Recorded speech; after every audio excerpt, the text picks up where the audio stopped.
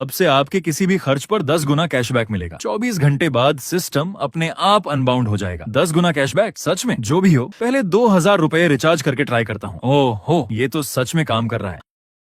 इस बार तो मेरी निकल पड़ी। सिर्फ पैसे खर्च करो और कैशबैक पाओ। इससे आसान क्या होगा? पहले चेंज शुआई को 20,000 ट्रांसफर करता हूँ और तुरंत 2 लाख का कैशबैक। वाह, मजा आ गया। अब इसे 2 लाख और भेजता हूँ। इसकी तो हालत ही खराब हो जाएगी। ये क्या मामला है? 2,20,000? तूने किया क्या है? इतने पैसे कहाँ से आए? इतना मत पूछ। मैंने पहले तुमसे 10,000 उधार लिए थे ना, अब वही लौटा रहा हूँ। मैं अभी थोड़ा बिजी हूँ, बाद में बात करते हैं। भला कौन 10,000 उधार लेकर 2,20,000 लौटाता है? इतना तो सूदखोर भी नहीं वसूलते। आखिर कर क्या रहा है तू? बाद में सब समझाऊंगा। वैसे तेरे ऊपर 10 से 12 लाख का लोन नहीं था? ये पैसे ले और पूरा लोन चुका दे। ज्यादा मत सोच। ठीक है, मैं अभी जाकर पेमेंट कर देता हूँ। जब फ्री हो जाना तो मुझे कॉल करना। सिर्फ 3 मिनट के अंदर उसने अपने सारे ऑनलाइन लोन और क्रेडिट कार्ड का पूरा पेमेंट कर दिया। 2 करोड़ रुपए चुकाने पर तुरंत 3 करोड़ का कैशबैक मिला। अब तुम्हारे बैंक अकाउंट में पूरे 4 करोड़ 70 लाख रुपए थे। तुम्हारा असली दोस्त तो बस वही एक था, बाकी सब सिर्फ नाम के दोस्त थे। उनकी मदद करने का कोई मतलब नहीं था। फिलहाल ऐसी कोई चीज भी नहीं थी जिस पर इतने बड़े अमाउंट खर्च किए जा सके, इसलिए तुम्हें किसी हाई एंड स्पेंडिंग प्लेस पर जाना ही था। तुम अपनी जिंदगी की सबसे तेज रफ्तार से नीचे उतरे, एक टैक्सी रोकी और बैठते ही बोले, ड्राइवर, जिम रोड वाले फेरारी शोरूम चलो। अब जब पैसे आ ही गए थे तो हाउस और कार खरीदना तो बनता था। इतने बड़े खर्च पर कैशबैक भी सबसे तेज मिलता।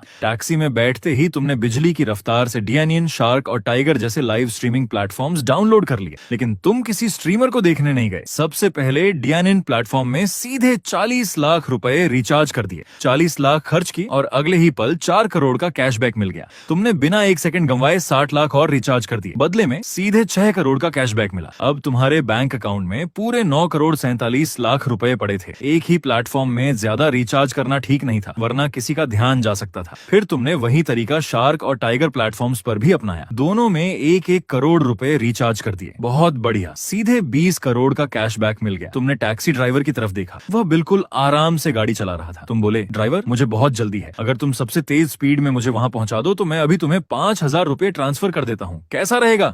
मजबूती से बैठ जाओ, आज तुम्हें दिखाता हूँ अकीना माउंटेन का असली रेसिंग किंग किससे कहते हैं। अगले ही पल गाड़ी की स्पीड अचानक कई गुना बढ़ गई। उसी समय तुमने तुरंत 5,000 रुपए पे कर दिए और बदले में 50,000 रुपए का कैशबैक मिल गया। सिर्फ आधे घंटे से भी कम समय में तुम लगभग 30 करोड़ रुपए खर्च कर चुके थे। एक आम इंसान के लिए 30 करोड़ रुपए पूरी जिंदगी आराम से बिताने के लिए काफी थे, लेकिन तुम अभी भी संतुष्ट नहीं थे। ड्राइवर की पागलों जैसी स्पीड की वजह से करीब 10 मिनट में ही फेरारी शोरूम पहुंच गए। तुम गाड़ी से उतरे और तेजी से अंदर चले गए। हेलो सर, आपका स्वागत है फेरारी सेल्स ब्रांच में। क्या आपने पहले से कोई मॉडल पसंद किया है? नहीं, बस अभी के मॉडल्स के बारे में थोड़ा बता दीजिए, मैं तुरंत कार्ड स्वाइप कर दूंगा। फीमेल सेल्स एग्जीक्यूटिव ने तुम्हारे कपड़ों पर एक नजर डाली। तुम बिल्कुल आम इंसान की तरह दिख रहे थे। पूरे शरीर के कपड़े मिलाकर भी शायद कुछ 100 रुपए के ही थे। सर, पहले इस कार को देखिए, ये फेरारी 612 है। इसकी प्राइस फिलहाल 57 लाख रुपए है। इतनी डिटेल की जरूरत नहीं, यही लेता हूँ। कार्ड स्वाइप करो और कुछ कार्स भी दिखाओ, मैं सब खरीदूंगा। ये सेल्स एग्जीक्यूटिव के मन में सिर्फ एक ही बात चल रही थी। लगता है आज किस्मत पूरी तरह खुल गई। क्या यहाँ Ferrari 812, Ferrari F12, Ferrari 599, Ferrari 488, Ferrari SF90, Ferrari 458 और फेरारी FF मौजूद हैं? तुमने एक सांस में पूरे 7 मॉडल्स के नाम बोल दिए। फीमेल सेल्स एग्जीक्यूटिव एक पल के लिए हैरान रह गई, लेकिन अपनी प्रोफेशनल ट्रेनिंग की वजह से वह तुरंत संभल गई। सर, ये सारे मॉडल्स फिलहाल यहाँ अवेलेबल हों ये जरूरी नहीं है। कुछ कार्स दूसरे लोकेशन से अरेंज करनी पड़ेंगी। ठीक है, जो 7 मॉडल्स मैंने बताए और ये 612 मिलाकर कुल 8 कार्स। ऑप्शंस देखने की जरूरत नहीं, सबकी हाईएस्ट कॉन्फ़िगरेशन लगा दो। कलर्स में रेड और ब्लैक रखना। सीधे फाइनल प्राइस बता दो। फीमेल सेल्स एग्जीक्यूटिव तुम्हारी तरफ देखती रही जैसे कुछ कहना चाहती हो, लेकिन तुमने भौहें सिकोड़कर कहा, प्लीज थोड़ा जल्दी करो, मुझे बहुत जल्दी है। उसने बिना कुछ कहे तुरंत कैलकुलेटर उठाया और तेजी से हिसाब लगाने लगी। कार्स की जो प्राइस थी वह सिर्फ एक्स शोरूम प्राइस थी, लेकिन ऑन रोड प्राइस में कॉन्फ़िगरेशन, इंश्योरेंस और बाकी चार्जेस भी जुड़ने थे। आखिर में सभी कार्स की टोटल प्राइस निकली 5 करोड़ 35 लाख रुपए। इस समय तक तुम्हारा कैशबैक लगभग 30 करोड़ तक पहुंच चुका था। तुम्हारे पास एक एक कार खरीदने का समय नहीं था। ऐसा करो, इसी तरह के 4 सेट्स और दे दो, यानी टोटल 5 सेट्स। उसी कॉन्फ़िगरेशन के साथ कुल प्राइस हुई 26 करोड़ 75 लाख रुपए। तुम्हारे बैंक अकाउंट में 27 करोड़ से भी ज्यादा थे, यानी आराम से पेमेंट हो सकती थी। काम आए या नहीं उससे कोई फर्क नहीं पड़ता। अभी सबसे जरूरी था ज्यादा से ज्यादा पैसा खर्च करना। ज्यादा से ज्यादा बाद में इन कार से गर्ल्स गर्ल्स को इम्प्रेस ही कर लूंगा, इतना मुश्किल भी क्या है। फीमेल सेल्स एग्जीक्यूटिव पूरी तरह शॉक में थी। उसने अमीर लोगों को फेरारी खरीदते हुए पहले भी देखा था, लेकिन किसी को लग्जरी कार्स ऐसे खरीदते हुए जैसे सब्जी खरीद रहा हो, ये पहली बार देखा था। उसने सिर्फ ऊपर वाले अमाउंट को 5 से मल्टीप्लाई किया। जब कैलकुलेटर पर फाइनल नंबर दिखाई दिया, हे भगवान, ये तो 20 करोड़ से भी ज्यादा है, और इन्होंने एक झटके में खर्च भी कर दिया। लेकिन तुम्हें इस बात की जरा भी परवाह नहीं थी कि तुमने उस सेल्स एग्जीक्यूटिव को कितना बड़ा शॉक दिया है। तुमने आगे पूछा, वैसे लाफेरारी है क्या? सॉरी सर, लाफेरारी लिमिटेड एडिशन है। पूरी दुनिया में इसकी सारी यूनिट्स बिक चुकी हैं। अगर किसी ओनर से खरीद पाए तो अलग बात है। तुम्हें थोड़ा अफसोस हुआ, लगता है ये कार नहीं मिल पाएगी। तुमने बैंक कार्ड निकाला और कहा, एक कार्ड स्वाइप करो। जैसे ही पेमेंट सक्सेसफुल की आवाज आई, फीमेल सेल्स एग्जीक्यूटिव की नजरें तुम पर ही टिक गईं। फेरारी जैसी लग्जरी कार्स के कस्टमर्स रोज रोज नहीं आते थे, इसलिए खाली बैठी बाकी सेल्स एग्जीक्यूटिव्स भी तुम्हारे आसपास आ गईं। हर कोई किसी न किसी बहाने तुमसे क्लोज होना चाहती थी। तुम्हारे साधारण कपड़े भी अब उनकी नजरों में लो प्रोफाइल रिच लाइफस्टाइल की पहचान बन चुके थे। 26 करोड़ 75 लाख रुपए खर्च करते ही तुरंत 267 करोड़ का कैशबैक मिल गया। पहले से बचे हुए पैसों को जोड़कर अब तुम्हारे पास लगभग 270 करोड़ रुपए कैश थे। कुल 40 कार्स थी। हर डॉक्यूमेंट पर सिग्नेचर करना प्रोसेस का हिस्सा था, इससे बचा नहीं जा सकता था। सभी सेल्स एग्जीक्यूटिव्स तुम्हारे आसपास खड़ी थी, यहाँ तक कि मैनेजर भी खुद तुम्हें टी और वाटर सर्व कर रहा था, बार बार झुककर मुस्कुरा रहा था। उसे देखकर लगता था शायद अपने पिता की भी इतनी सर्विस कभी नहीं की होगी। सर, एक बार फिर याद दिला दूं, इन सभी कार्स की डिलीवरी होने में लगभग 6 महीने लगेंगे। कुछ कार्स देश के दूसरे शहरों से आएंगी और कुछ विदेश से, इसलिए डिलीवरी टाइम अलग अलग होगा। कोई बात नहीं, जैसे जैसे कार तैयार हो वैसे वैसे मेरे पास भेजते रहना, मैं इंतजार कर सकता हूँ। ये सुनकर फीमेल सेल्स एग्जीक्यूटिव ने राहत की सांस ली। 26 करोड़ से ज्यादा के इस ऑर्डर पर उसे कितना कमीशन मिलेगा वो सोच भी नहीं पा रही थी। लेकिन कमीशन से भी ज्यादा इंपॉर्टेंट उसके सामने खड़ा ये यंग मास्टर था। उसने मन ही मन सोचा, अगर इसकी मिस्ट्रेस भी बनना पड़े तो भी जिंदगी भर की दौलत मिल जाएगी। अगर पहले वाले तुम होते, एक आम इंसान, तो शायद इन खूबसूरत लड़कियों से बात करने में काफी इंटरेस्ट लेते। लेकिन अभी तुम्हारे पास सिर्फ 24 घंटे थे और उनमें से 1 घंटे से भी ज्यादा समय निकल चुका था। इतना टाइम ही नहीं था कि इन बातों के बारे में सोचो। इस वक्त कोई भी खूबसूरत लड़की मेरे लिए इंपॉर्टेंट नहीं है। फोन कनेक्ट कर दो, स्पीकर ऑन रखना। जी सर। हेलो, क्या मैं मिस्टर चू से बात कर रहा हूँ? हाँ, मैं ही हूँ। आप कौन?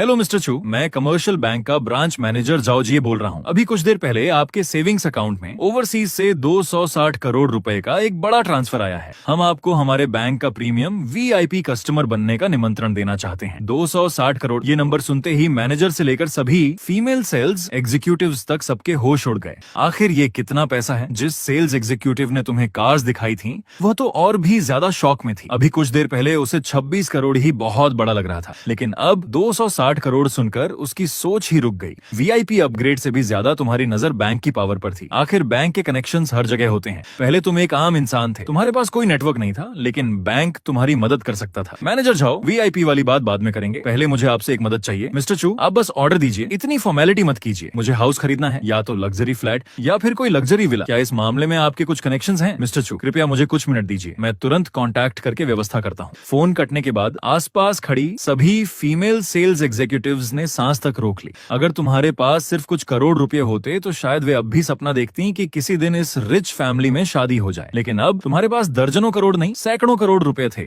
और शायद ये भी तुम्हारी कुल दौलत का सिर्फ एक हिस्सा था। ये लेवल उनकी पहुंच से बहुत दूर था। वैसे अभी कोई रेडी कार है जिसे मैं तुरंत लेकर जा सकूं? मिस्टर चू, आपने सभी कार्स में कस्टम कॉन्फ़िगरेशन चुनी है, हमें सारी कॉन्फ़िगरेशन इंस्टॉल करनी होगी। अगर पूरी स्पीड से भी काम करें तो सबसे जल्दी आज दोपहर 3 बजे तक पहली कार तैयार हो पाएगी। ठीक है, दोपहर 3 बजे जो भी कार सबसे पहले तैयार हो मुझे तुरंत कॉल करना। और हाँ, सभी कार्स में फुल टैंक फ्यूल भरवा देना। जहाँ तक नंबर प्लेट की बात है, जो भी सामान्य रजिस्ट्रेशन जल्दी हो सके वही करवा देना। मैनेजर और सभी सेल्स एग्जीक्यूटिव्स की गर्मजोशी भरी विदाई के बीच तुम शोरूम से बाहर निकल आए। अभी तुम बाहर निकले ही थे कि झोजिए का फोन आ गया। हेलो मिस्टर चू, मैंने अभी आपकी बात के अनुसार कांटेक्ट किया है। इस समय काफी लोग अपनी प्रॉपर्टीज बेचने के लिए तैयार हैं, कई सेलर्स तैयार हैं। अब आगे आपकी क्या इच्छा है? हमारा कमर्शियल बैंक कहाँ है? मेरे लिए अपॉइंटमेंट फिक्स कर दीजिए। अभी लगभग दोपहर के 12 बजने वाले हैं। अगर संभव हो तो मैं चाहता हूँ कि दोपहर 3 बजे तक वे सभी लोग बैंक में मौजूद हों, और तब तक मुझे बैंक का एक ऑफिस इस्तेमाल करना पड़ेगा। माफ कीजिए, मुझे बहुत जल्दी है। उम्मीद है मैनेजर जाओ मेरी सिचुएशन समझेंगे। हाँ मैनेजर जाओ,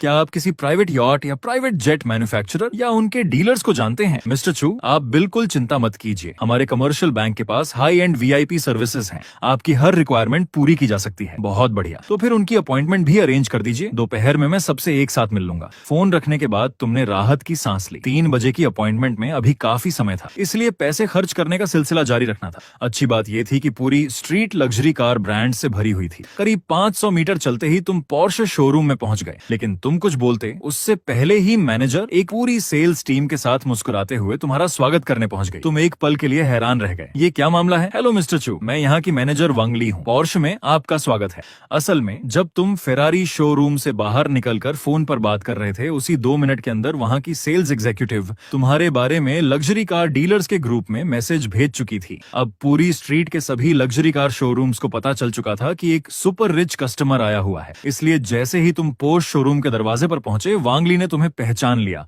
और तुरंत पूरी सेल्स टीम को लेकर तुम्हारे स्वागत के लिए दौड़ पड़ी। लेकिन तुम्हें इन बातों से कोई फर्क नहीं पड़ा। मुझे बताइए, क्या यहाँ पोर्शे 911, पोर्शे 918 और पोर्शे कार्रेरा जीटी अवेलेबल हैं? कुल मिलाकर पोर्शे की कार्स फेरारी जितनी महंगी नहीं थी, इसलिए चुनने के लिए मॉडल्स भी ज्यादा नहीं थे। जहाँ तक सस्ती कार्स का सवाल था, उन्हें खरीदने में तुम्हारी कोई दिलचस्पी नहीं थी, वे सिर्फ जगह घेरती। मिस्टर चू, हमारे पास फिलहाल इतने मॉडल स्टॉक में नहीं है, हमें उन्हें दूसरे लोकेशन से अरेंज करना होगा। ठीक है, सीधे अरेंज कर दो। फेरारी शोरूम में एक बार ये सब करने के बाद अब तुम पूरी प्रोसेस से अच्छी तरह परिचित हो चुके थे। तुमने सीधे कहा, सभी कार्स में सबसे अच्छा कलर कॉम्बिनेशन रखना, कॉन्फ़िगरेशन सीधे हाईएस्ट रखना। मुझसे पूछने की जरूरत नहीं। बगल में खड़ी वांगली पहले से ही कैलकुलेटर लेकर तैयार थी, वह तेजी से हिसाब लगाने लगी। मिस्टर चू, आपकी चुनी हुई कॉन्फ़िगरेशन के अनुसार इन सभी कार्स की ऑन रोड प्राइस कुल 5 करोड़ रुपए है। इसी कॉन्फ़िगरेशन के 5 सेट्स बना दो, कार्ड स्वाइप करो। हाँ, कुल 5 सेट्स, कार्ड स्वाइप। वांगली के तो जैसे पैरों तले जमीन खिसक गई, लगभग उसका संतुलन ही बिगड़ गया। आखिर दुनिया की मौजूदा आर्थिक स्थिति में ऐसी हाई एंड लग्जरी कार्स बेचना सच में आसान नहीं था। तुम्हारे इस बेधड़क खर्च ने वहां मौजूद हर सेल्स एग्जीक्यूटिव को हिलाकर रख दिया। तुमने आराम से सारे कॉन्ट्रैक्ट्स पर तेजी से सिग्नेचर किए।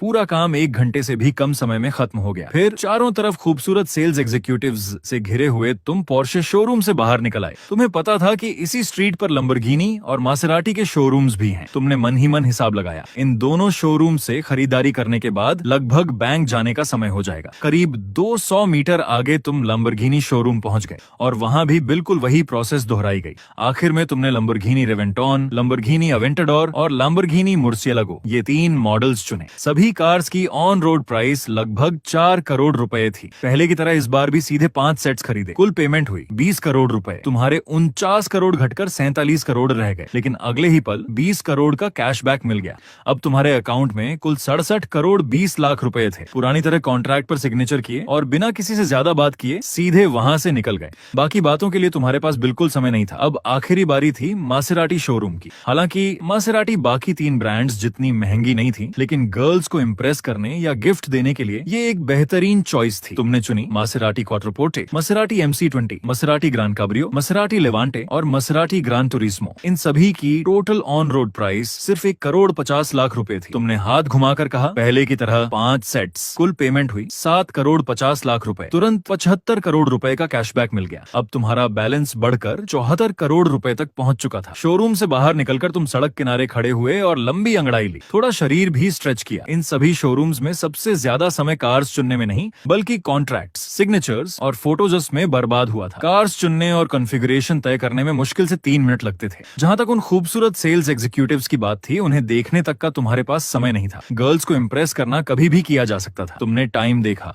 अब दोपहर के 2 बज चुके थे। तुरंत एक टैक्सी ली और कमर्शियल बैंक की तरफ निकल पड़े। आखिर कमर्शियल बैंक एक गवर्नमेंट बैंक था। शेनचिंग में उसका हेड ऑफिस भी बेहद शानदार था। करीब 3 बजे तुम बैंक के मेन गेट पर पहुंच गए। हेलो मैनेजर, जाओ, मैं पहुंच गया हूँ। 1 मिनट भी नहीं बीता था कि अंदर से लगभग 40 साल का एक मिडिल एज्ड आदमी तेज कदमों से बाहर आया। तुम्हें देखते ही वह मुस्कुराते हुए आगे बढ़ा। हेलो मिस्टर चू, मैं कमर्शियल बैंक का ब्रांच मैनेजर जाओ जी हूँ। आपका स्वागत है। मैनेजर जाओ, इतनी फॉर्मेलिटी की जरूरत नहीं। मिस्टर चू, क्या पहले लंच कर लें? मुझे लगा शायद आपको भूख लगी होगी। नहीं, मुझे बहुत जल्दी है। इस समय मीटिंग रूम पहले से ही लोगों से भरा हुआ था। जाओ, जिन्हें खुद तुम्हारे लिए टी डाली। फिर कहा, मिस्टर चू, जिन लोगों से आप मिलना चाहते थे वे सभी यहाँ मौजूद हैं। छोटा सा इंट्रोडक्शन होने के बाद तुमने पूरे रूम पर नजर डाली और विनम्रता से कहा, सबसे पहले मैं आप सबसे माफी चाहता हूँ। आप सभी को इस तरह अचानक बुलाना पड़ा। मुख्य वजह सिर्फ इतनी है कि मेरे पास समय बहुत कम है, इसलिए मुझे ऐसा करना पड़ा। लेकिन मुझे पूरा भरोसा है कि आगे होने वाली हमारी बातचीत से आप सभी संतुष्ट होंगे। वहाँ मौजूद सभी लोग बिजनेस वर्ल्ड के अनुभवी लोग थे। इतनी सी बात पर कोई नाराज होने वाला नहीं था। और फिर आने से पहले ही जाहोजे उन्हें बता चुका था कि सामने बैठा आदमी एक सुपर रिच टाइकून है, जिसके पास कैश फ्लो बेहद जबरदस्त है। आज के समय में बहुत से अमीर लोग दिखने में तो करोड़पति लगते हैं, लेकिन उनकी ज्यादातर दौलत प्रॉपर्टीज, फंड्स या स्टॉक्स में फंसी होती है। इतना बड़ा कैश फ्लो रखने वाले लोग वाकई बहुत कम होते हैं। इसी वजह से वे सभी पूरे उत्साह के साथ यहाँ आए थे। सबसे पहले हाउस खरीदने की बात शुरू हुई। तुमने हल्का सा सिर हिलाकर कहा, कृपया जो डॉक्यूमेंट डॉक्यूमेंट्स आप लोग तैयार करके लाए हैं वो मुझे दे दीजिए। जरूर। कुल मिलाकर 30 से भी ज्यादा लग्जरी फ्लैट्स और विलास की फाइल्स तुम्हारे सामने रखी गई। तुम उन्हें बहुत तेजी से देखने लगे। तुम्हारा ध्यान मुख्य रूप से एनवायरनमेंट और प्राइस पर था। ये सभी शेंचिंग के फेमस लग्जरी प्रोजेक्ट्स थे। इनकी कीमतें इतनी ऊंची थीं कि आम इंसान उनके बारे में सोच भी नहीं सकता था। उदाहरण के लिए सबसे सस्ता लग्जरी फ्लैट भी 2 लाख रुपए प्रति स्क्वायर मीटर से कम नहीं था और उसका एरिया भी 230 स्क्वायर मीटर से ज्यादा था। सारी फाइल्स देखने में तुम्हें पूरा 1 घंटा लग गया। जब तुमने सिर उठाया तो देखा पास ही एक पैक्ड मील रखा हुआ था। तुमने डॉक्यूमेंट्स नीचे रखे और बिना किसी झिझक के पूछा, अगर मैं आप लोगों की प्रॉपर्टीज खरीदूं तो क्या कोई एक्स्ट्रा बेनिफिट्स या ऑफर्स भी मिलेंगे? सबने एक दूसरे की तरफ देखा, फिर बारी बारी से अपनी अपनी प्रोजेक्ट्स के एडवांटेजेस बताने लगे। लगभग सभी की ऑफर्स एक जैसी थी। 3 साल तक पूरी तरह फ्री प्रॉपर्टी मैनेजमेंट फी, वाटर, इलेक्ट्रिसिटी, हीटिंग चार्जेस, साथ में फ्री पार्किंग स्पेस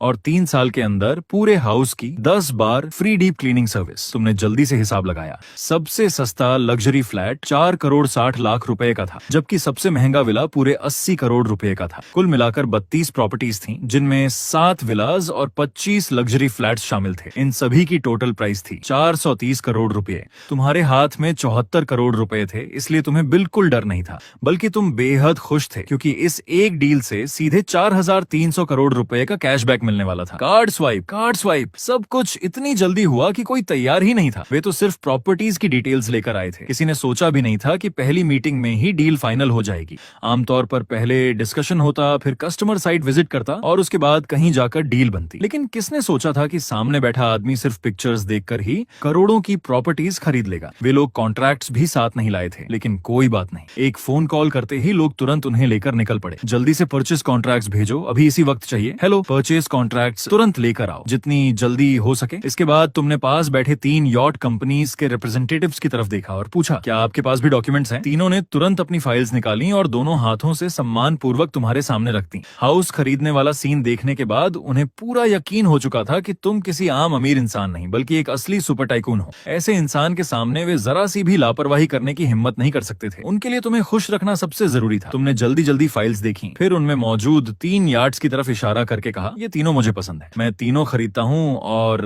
एक कस्टम यॉट भी बनवानी है। जरूर मिस्टर चू, आप निश्चिंत रहिए, ऐसी कोई यॉट नहीं जिसे हम बना ना सकें। तुमने संतुष्टि से सिर हिलाया, फिर अपनी रिक्वायरमेंट्स तेजी से बतानी शुरू की। तीनों कंपनीज के लोग तेजी से नोटबुक में हर पॉइंट नोट करने लगे। मेरी रिक्वायरमेंट्स काफी हाई हैं, आप तीनों कंपनीज आपस में कम्पीट कीजिए। उसी समय प्रॉपर्टीज के कॉन्ट्रैक्ट्स भी पहुंच गए। तुमने तुरंत उन पर सिग्नेचर करने शुरू कर दिए। साथ ही यॉट कंपनीज को प्रपोजल तैयार करने का समय भी मिल गया। इसके बाद तुमने प्राइवेट जेट्स की फाइल्स अपने हाथ में ले ली। कई कंपनीज की डिटेल्स देखने के बाद तुमने हल्का सा भौहें सिकोड़ ली। सच कहें तो तुम उनसे पूरी तरह सेटिस्फाइड नहीं थे, लेकिन इसमें किसी का दोष नहीं था। प्राइवेट जेट्स की मैन्युफैक्चरिंग कॉस्ट बहुत ज्यादा होती है, इसलिए वे रेडी स्टॉक में नहीं रखे जाते। ज्यादातर जेट्स पहले से ऑर्डर पर बनाए जाते हैं। तुमने तुरंत अपनी सभी रिक्वायरमेंट्स बतानी शुरू कर दी और उनसे कहा कि वे अपनी कंपनीज के मैन्युफैक्चरर्स से कांटेक्ट करें। प्राइवेट जेट के लिए भी तुम्हारी कंडीशंस कम नहीं थी। तुम बोलते गए और सामने बैठे लोग लगातार नोट्स लेते गए। फिर सबने तुरंत अपनी अपनी कंपनीज से कांटेक्ट करना शुरू कर दिया। पास बैठे झे ये सब देखकर मानो सपना देख रहे हो। सच कहें तो एक बैंक मैनेजर होने के नाते उन्हें लगता था कि उन्होंने दुनिया बहुत देखी है,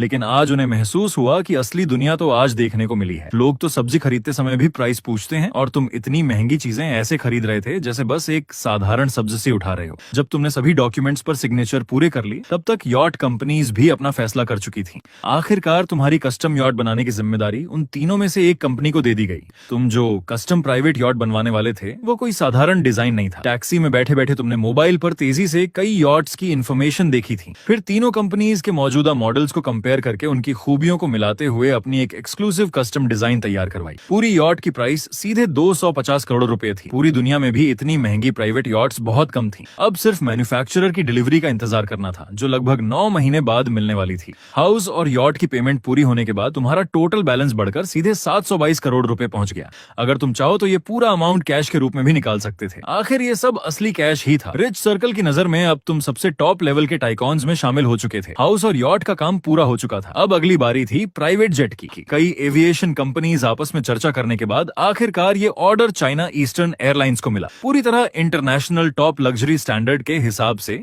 एक कस्टम प्राइवेट जेट तैयार किया जाना था, जिसकी फाइनल प्राइस तय हुई 350 करोड़ रुपए। ये प्राइस वर्ल्ड रिकॉर्ड तोड़ पाएगी या नहीं, तुम्हें नहीं पता था, लेकिन तुम्हारे सामने बैठे एविएशन कंपनीज के रिप्रेजेंटेटिव्स अब तक पूरी तरह सुन्न पड़ चुके थे।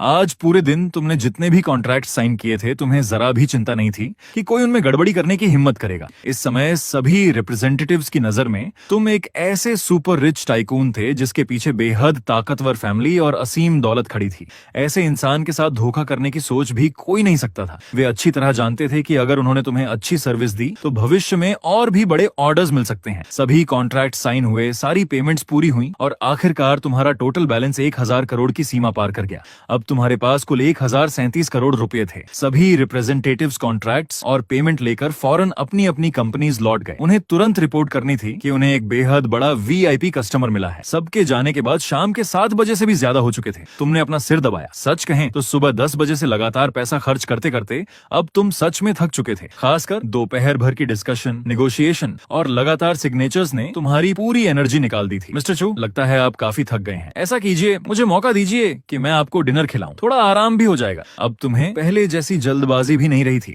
आखिर तुम्हारे पास अब 1000 करोड़ रुपए थे। लग्जरी कार्स, लग्जरी विलास, प्राइवेट यॉट, प्राइवेट जेट, सब कुछ तो मिल चुका था। अब तो पूरी जिंदगी बिना किसी चिंता के शानदार अंदाज में गुजारी जा सकती थी। ठीक है, चलते हैं। जैसे ही तुम बैंक से बाहर निकले, तुम्हारी नजर सामने खड़ी एक शानदार फेरारी SF 90 पर पड़ी। वह तुम्हारी डिलीवरी के लिए तैयार खड़ी थी। उसका लाल रंग मानो जलती हुई आग की तरह चमक रहा था। चाहे एक्सटीरियर हो या इंटीरियर, हर चीज तुम्हें बेहद पसंद आई। जाओ जी तुम्हें लेकर एक प्राइवेट रेस्टोरेंट पहुंचे, लेकिन एक बात ने तुम्हें हैरान कर दिया। सिर्फ तुम दोनों ही थे, फिर भी जाओ जी ने सबसे बड़ा प्राइवेट रूम बुक किया और दर्जनों डिशेज ऑर्डर कर दी। तुमने पूछा, मैनेजर जाओ, मैं आपसे एक बात पूछना चाहता हूँ, क्या कोई ऐसी चीज है जिसमें बहुत तेजी से पैसा खर्च किया जा सके? पैसा खर्च? जाओ जी मन ही मन सोचने लगे। आज इन्होंने इतना सब कुछ खरीद लिया, फिर भी कम पड़ गया। फिर बोले, अगर जल्दी पैसा खर्च करना हो तो इन्वेस्टमेंट सबसे तेज तरीका है। तुम्हारी आंखें चमक उठी। सही कहा, इन्वेस्टमेंट। मैनेजर जाओ, क्या इस समय ऐसी कंपनीज हैं जिन्हें इन्वेस्टमेंट की जरूरत हो? अगर मौका मिला तो शायद मैं कुछ कंपनीज को सपोर्ट कर दूं। मिस्टर चू, ऐसी कंपनीज तो बहुत हैं। पूरे देश में हर इंडस्ट्री में इन्वेस्टमेंट ढूंढने वाली कंपनीज की कमी नहीं है। तो ऐसा कीजिए, फिल्म और एंटरटेनमेंट, इंटरनेट मीडिया, मेडिकल और फार्मास्यूटिकल और एजुकेशन और ट्रेनिंग इन इंडस्ट्रीज में अच्छी कंपनीज ढूंढिए जिन्हें इन्वेस्टमेंट की जरूरत हो। लेकिन कंपनीज बहुत खराब नहीं होनी चाहिए, वरना उनका फ्यूचर ही नहीं होगा।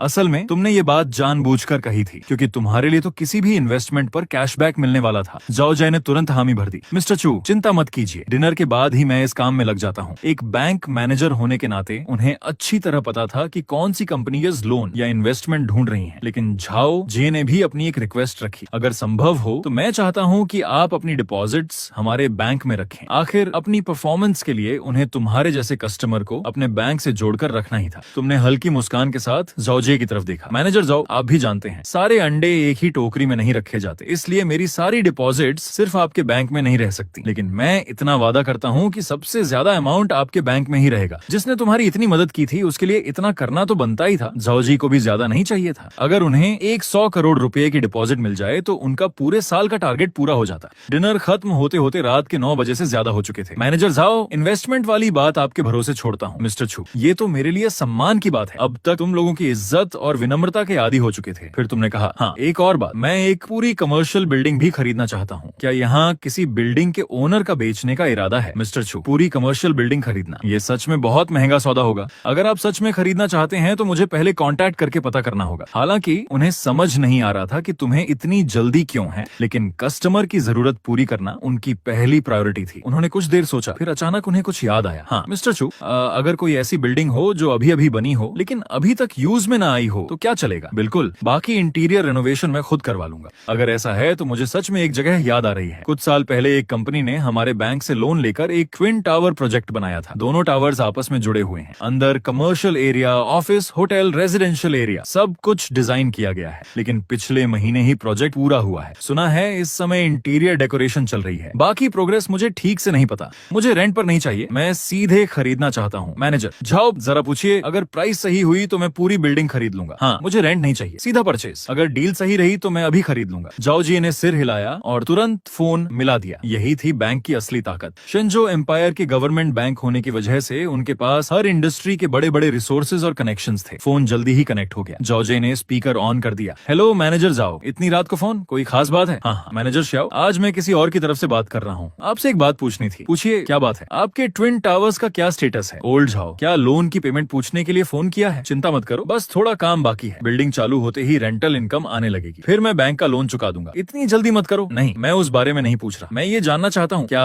आपका उन्हें बेचने का कोई प्लान है? बेचना? सच कहूँ तो मेरा ऐसा कोई इरादा नहीं है। दोनों टावर्स की लोकेशन भी शानदार है, डिजाइन भी बहुत अच्छा है। मैं उनसे अच्छा प्रॉफिट कमाना चाहता हूँ। अच्छा, मेरे पास एक बहुत मजबूत फाइनेंशियल बैकग्राउंड वाला कस्टमर है, सोचा था आपसे मिलवा दूं। अगर बेचना ही नहीं तो रहने दीजिए। अरे रुको, ये कस्टमर आखिर किस लेवल का है? ज्यादा डिटेल्स नहीं बता सकता, बस इतना समझ लो वो तुम्हारे दोनों टावर्स एक साथ फुल पेमेंट देकर खरीद सकता है। ये सुनते ही मैनेजर शाओ साफ तौर पर सोच में पड़ गए। ये बात सुनकर मैनेजर शाओ और भी ज्यादा दुविधा में पड़ गए। आखिर शेनचेंग जैसी महंगी सिटी में इन ट्विन टावर्स की कीमत बेहद ज्यादा थी। सिर्फ रेंट के भरोसे पूरी इन्वेस्टमेंट वापस आने में कई साल लग जाते, फिर उसी इनकम से बैंक का लोन भी चुकाना था। उसके बाद ही अगले प्रोजेक्ट के लिए कैपिटल इकट्ठा हो पाता। इसमें वाकई बहुत समय लगता। अगर एक ही बार में इतना बड़ा अमाउंट वापस मिल जाए तो बुरा भी नहीं था। कुछ देर सोचने के बाद उन्होंने कहा, ऐसा करते हैं ओल्ड जाओ, मैं कल बाकी पार्टनर से बात कर लेता हूँ। उसी समय तुम जाओ जी के पास झुके और उनके कान में धीरे से कुछ कहा। जाओ जी ने तुरंत आगे कहा, मैनेजर शाओ, मेरे कस्टमर ने कहा है अगर आज रात बात हो सकती है तो वो कल ही डील फाइनल कर देंगे, लेकिन कल सुबह 10 बजे से पहले ही फैसला करना होगा। 10 बजे के बाद वो किसी और सेलर से बात करेंगे। अरे ओल्ड जाओ, मजाक कर रहे हो क्या? भला कोई बिल्डिंग ऐसे खरीदता है एक रात में फैसला? छोड़ो भी, इसमें कोई सीरियस इंटेंट नहीं दिख रहा। मैं सिर्फ इतना बता सकता हूँ कि इस कस्टमर ने आज सिर्फ एक दिन में लगभग 1000 करोड़ रुपए कैश खर्च किए हैं। क्या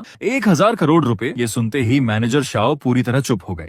1000 करोड़ कैश, बाकी सब छोड़ो। जो इंसान 1000 करोड़ रुपए कैश निकाल सकता है उसके पास सच में जबरदस्त ताकत होती है। ऐसा इंसान बेवजह किसी के साथ मजाक करने वाला नहीं हो सकता। लेकिन इतनी जल्दी किस बात की है? क्या सच में एक ही रात में डील फाइनल हो सकती है? मैनेजर शाओ का दिमाग सवालों से भर गया। आखिर बिल्डिंग खरीदना कोई आसान काम नहीं होता। पहले इंस्पेक्शन, फिर कंपैरिजन, फिर इंक्वायरी, उसके बाद बार बार डिस्कशन और आखिर में नेगोशिएशन करके डाउन पेमेंट दिया जाता है। ये आदमी आखिर इतनी अलग तरह से क्यों काम कर रहा है? लेकिन तुम्हारे सामने कोई और चॉइस भी नहीं थी। आखिर तुम बहुत ज्यादा अमीर थे। थोड़ी देर सोचने के बाद मैनेजर शाओ बोले, ऐसा करते हैं मैं 1 घंटे बाद आपको वापस कॉल करता हूँ। हाँ, 1 घंटे बाद बात करता हूँ। ठीक है। तुमने तुरंत जाओ जी की तरफ देखा और हाँ, इन्वेस्टमेंट वाली बात भी जल्दी शुरू करिए। सबको एक साथ मैसेज भेजिए। देखिए किस किस कंपनी को इन्वेस्टमेंट की जरूरत है। अब तुम्हारे पास 1000 करोड़ से भी ज्यादा की संपत्ति थी, उसे यूं ही खाली छोड़ने का कोई मतलब नहीं था। उसे फिर से इन्वेस्ट करके और ज्यादा कैशबैक लेना था। वैसे अगर कैशबैक न भी मिलता तो इन्वेस्टमेंट अपने आप में बुरा सौदा नहीं था। क्या पता अच्छा प्रॉफिट ही हो जाए। जाओ जी ने बिना देर किए फोन निकाला और बेहद विनम्र भाषा में एक मैसेज टाइप किया। उसका मतलब कुछ ऐसा था, हमारे बैंक में हाल ही में एक बेहद महत्वपूर्ण कस्टमर आए हैं। उनके पास बहुत मजबूत फाइनेंशियल स्ट्रेंथ है। वे अलग अलग इंडस्ट्रीज में इन्वेस्टमेंट करना चाहते हैं। अगर किसी कंपनी को इन्वेस्टमेंट या बिजनेस कोऑपरेशन की जरूरत हो तो तुरंत कॉन्टैक्ट करें। मैसेज भेजने के 10 सेकंड भी पूरे नहीं हुए थे कि जाओ जे का फोन बज उठा। अरे ये तो मैनेजर वांग है। हेलो मैनेजर वांग, कैसे याद किया? मैनेजर जाओ, अभी आपका मैसेज देखा, बस कंफर्म करना चाहता था। क्या ये सच है? मैं पूरे भरोसे के साथ कह सकता हूँ, हाँ ये बिल्कुल सच है। और इस समय वो कस्टमर मेरे साथ ही बैठे हैं। इतनी रात में जाकर मिलना ठीक नहीं लगेगा। अगर अनुमति हो तो मैं कल सुबह खुद मिलने आना चाहता हूँ। ठीक है, कल सुबह 8 बजे हमारे बैंक के मीटिंग रूम में आ जाइए। अपने सारे डॉक्यूमेंट्स और कॉन्ट्रैक्ट साथ लाइए। बहुत बहुत धन्यवाद मैनेजर जाओ, सच में बहुत धन्यवाद। जाओ जे का मैसेज मानो समुद्र में खून का एक टुकड़ा फेंक दिया गया हो और चारों तरफ की शार्क्स उसकी खुशबू सूंघकर दौड़ पड़ी। सिर्फ 1 घंटे के अंदर जाओ जे को कम से कम 20 से ज्यादा कॉल्स आए। हर कोई इन्वेस्टमेंट या बिजनेस कोऑपरेशन चाहता था। इतना ही नहीं, कई लोगों का फोन तो लग ही नहीं पाया। उन्होंने सीधे मैसेज भेजना शुरू कर दिया। करीब 1 घंटे बाद मैनेजर शाओ का भी फोन आया। मैनेजर जाओ, हम सब ने मिलकर डिस्कशन किया है, ट्विन टावर्स बेचे जा सकते हैं, लेकिन जिन टेनेंट्स के साथ पहले से कॉन्ट्रैक्ट्स साइन हो चुके हैं उन्हें हमें पहले हैंडल करना होगा। तुमने सामने ही हाथ से इशारा किया, कोई प्रॉब्लम नहीं। जाओ जी तुरंत समझ गए। उन्होंने फोन पर कहा, ठीक है, कल सुबह 7 बजे बैंक के मीटिंग रूम में आइए, सारे डॉक्यूमेंट्स और कॉन्ट्रैक्ट्स साथ लेकर। फोन रखने के बाद झाओ जे ने फोन में आए मैसेजेस देखे और हल्की मुस्कान के साथ बोले, मिस्टर चू, इतने सारे लोग, क्या आप सच में सबसे मिलेंगे? तुमने तुरंत कहा, सबको बता दीजिए, जिसके पास आज रात टाइम है वो आज ही आ जाए और जिसे टाइम नहीं है वो कल सुबह 9 बजे से पहले आ जाए। 9 बजे के बाद आने की जरूरत नहीं, क्योंकि 10 बजे के बाद मेरे पास बिल्कुल टाइम नहीं होगा। हालांकि झो जे को समझ नहीं आया कि 10 बजे के बाद तुम्हें कौन सा काम है, लेकिन ये उनकी पूछने वाली बात नहीं थी, इसलिए उन्होंने कुछ नहीं पूछा। सबको मैसेज भेजने के बाद उन्होंने टाइम देखा, रात के 11 बज चुके थे। क्यों ना हम किसी दूसरी जगह चलें? तुमने थोड़ा सोचा, वैसे भी ये रेस्टोरेंट थोड़ी देर में बंद होने वाला था, जगह बदलना ठीक ही रहेगा। इस समय तुम पूरी तरह एनर्जेटिक थे। इतना पैसा कमाने का मौका मिला हो तो नींद किसे आती है? मिस्टर चू, चलिए मैं आपको एक बढ़िया जगह ले चलता हूँ। तुम अपनी फेरारी चलाते हुए रात की जगमगाती सड़कों पर दौड़ रहे थे। उस एहसास को सिर्फ वही समझ सकता है जिसने कभी फेरारी चलाई हो। जाओ जी के बताए रास्ते पर चलते हुए तुम एक प्राइवेट क्लब पहुंचे। मिस्टर चू, ये भी एक बड़े बिजनेसमैन का प्राइवेट क्लब है। यहाँ बाथ, रेस्ट, मसाज सब कुछ बेहतरीन है और शांत मीटिंग रूम्स भी हैं। वहीं आराम से बात भी हो जाएगी। जाओ जे तुम्हें रूम 666 में लेकर गए, लेकिन अंदर जाते ही तुमने देखा कि वहाँ पहले से 7 से 8 लोग बैठे हुए थे। रूम काफी बड़ा था, बाहर एक छोटा मीटिंग रूम और अंदर बेडरूम भी था। गुड इवनिंग एवरीवन, ये हैं मिस्टर चू, आज रात इन्वेस्टमेंट करने वाले हमारे सम्मानित गेस्ट। हेलो मिस्टर चू। हालांकि तुम्हारी उम्र ज्यादा नहीं थी, लेकिन उन सब की नजर में तुम किसी चलते फिरते धन के देवता से कम नहीं थे। झाओ झिए भी मुस्कुराते हुए पास ही बैठे रहे। भले ही तुम इन्वेस्टमेंट के एक्सपर्ट नहीं थे, लेकिन कुछ इंडस्ट्रीज का फ्यूचर कैसा होगा ये तुम अच्छी तरह समझते थे। जैसे मेडिकल इंडस्ट्री और एजुकेशन इंडस्ट्री, ये ऐसी फील्ड्स थी जो कभी खत्म नहीं होने वाली थी। आखिर में तुमने दर्जनों कंपनीज और बिजनेस ग्रुप्स में इन्वेस्टमेंट किया। कुल मिलाकर 300 करोड़ रुपए इन्वेस्ट किए और बदले में तुरंत 3000 करोड़ रुपए का कैशबैक मिल गया। रात के 3 से 4 बजे तक सभी रिप्रेजेंटेटिव्स एक एक करके चले गए। तब जाकर तुम्हें थोड़ी देर आराम करने का मौका मिला, लेकिन अभी ठीक से नींद भी नहीं आई थी कि किसी ने तुम्हें जगा दिया। मिस्टर चू उठिए, हमें बैंक जाना है। मिस्टर चू उठिए, कुछ रिप्रेजेंटेटिव्स के साथ अपॉइंटमेंट तय है। ये भी स्वाभाविक था, हर कोई इतनी जल्दी अपने सारे डॉक्यूमेंट्स तैयार नहीं कर सकता था। ये साफ था कि आज की सुबह भी बेहद व्यस्त रहने वाली है, लेकिन जैसे ही पैसे कमाने की बात आई, तुम्हारी सारी थकान गायब हो गई।